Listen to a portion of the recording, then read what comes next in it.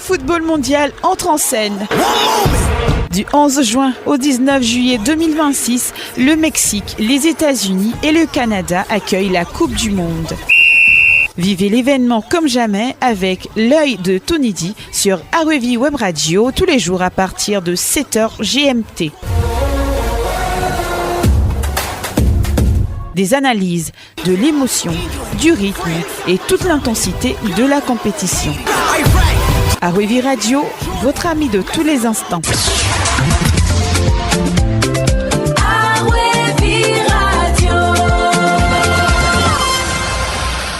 En réfléchissant au thème de la chronique du jour, je n'ai pas eu à chercher loin. En effet, peut-on parler de Coupe du Monde ce mardi 23 juin après le match Argentine-Autriche sans l'évoquer? Oui, l'octuple Ballon d'Or de France Football. Champion du monde en titre, 201 sélections, 39 ans, 6e Coupe du Monde et 122 buts en sélection, dont 18 en Coupe du Monde, ce qui fait de lui le recordman absolu de la compétition. Vous l'avez sûrement reconnu, il s'agit de Léo Messi. Nous sommes à la 3e minute lorsque Messi fait encore une différence. Il lance à la profondeur Lautaro Martinez qui se fait faucher par 2 défenseurs autrichiens. Il se tord de douleur dans la surface. Cela prend 5 minutes, mais l'arbitre égyptien Amin Mohamed désigne le point de pénalty et ce que personne n'imagine se produit. Lionel Messi se manque, victime de la pression. Oui, il manque la première occasion de marquer encore plus l'histoire de la Coupe du Monde. Que dis-je du football en ratant le pénalty? Lionel Messi est tout simplement humain. C'est son 3e pénalty manqué dans la compétition, record absolu. Mais rassurez-vous, humain, il ne le restera pas longtemps.